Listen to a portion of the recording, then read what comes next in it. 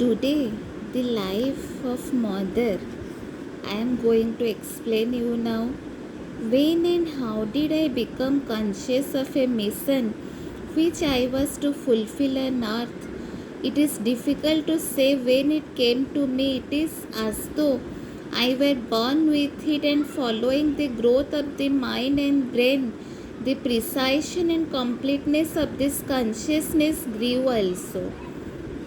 Then, from the age of 5, I was conscious that I did not belong to this world, that I did not have a human consciousness. My sadhana began at that age. Then, whatever the way we follow the subject we study, we always arrive at the same result. The most important thing for an individual is to unify himself around his divine center. In that way, he becomes a true individual master of himself and his destiny. Otherwise, he is a plaything of forces that toss him about like a piece of cork on a river. He goes where he does not want to go. He is made to do things he does not want to do, and finally he falls into a hole without having the strength to hold on. But if you are consciously organized, unified around the divine center, ruled and directed by it, you are master of your destiny. That is worth the trouble of attempting. In any case, I find it preferable to be the master rather than the slave. It is a rather unpleasant sensation to feel yourself pulled by the strings and made to do things whether you want to or not. It makes no difference, but to be compelled to act because something pulls you by the strings, something which you do not even see, that is exasperating. However, I do not know, but I found it very annoying. Even when I was a little child at 5, it began to seem to me quite intolerable, and I sought for a way so that it might be otherwise without people getting a chance to scold me.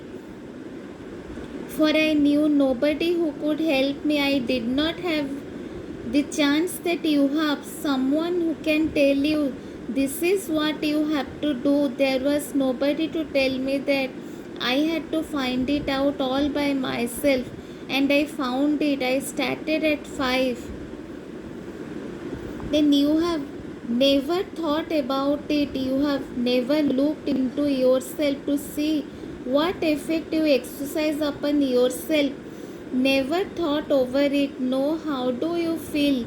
Nobody will tell me. Come, you tell me that. Never tried to understood how you feel. Yes, no, how strange. Never sought to understand how, for example, decisions take place in you. From where do they come? What makes you decide one thing rather than another? And what is the relation between a decision of yours and your action? And to what extent do you have the freedom of choice between one thing and another? And how far do you feel you are able to? You are free to do this or that other, or nothing at all. You have pondered over that. I was preoccupied with that when I was a child of 5. This happened to me. I was 5 or even 6 or 7 years old. At 7, the thing became quite serious, and I had a father who loved the circus. And he came and told me, "Come with me, I am going to the circus on Sunday." I said, "No, I am doing something much more interesting than going to the circus." Or again, young friends invited me to attend a meeting where we were to play together, enjoy together. No, I enjoy here much more, and it was quite sincere. It was not a pose for me. It was like this. It was true. There was nothing in the world more enjoyable than that. From my earliest childhood, I have not stopped observing things. When I was very young, I was chided for never speaking. It was because I spent my time observing. I passed my time observing. I registered everything. I learned all I could. I did not stop learning. Well, I can still feel surprised. Suddenly, I find myself looking at such twisted, insincere, and obscure moments that I tell myself it is not possible. Can such a thing exist? Indeed, things which still come to me day after day. It is not possible in the world things happen in this way, and yet I have seen a great number of people. I began being interested in people when very young. I have seen many countries turn what I recommend to others. In every country, I live the life of that country in order to understand it well, and there is nothing which interested me in my outer being as much as learning. When I was a child, I was exclusively occupied with my studies, finding things out, learning, understanding, knowing. That was my interest, even my passion.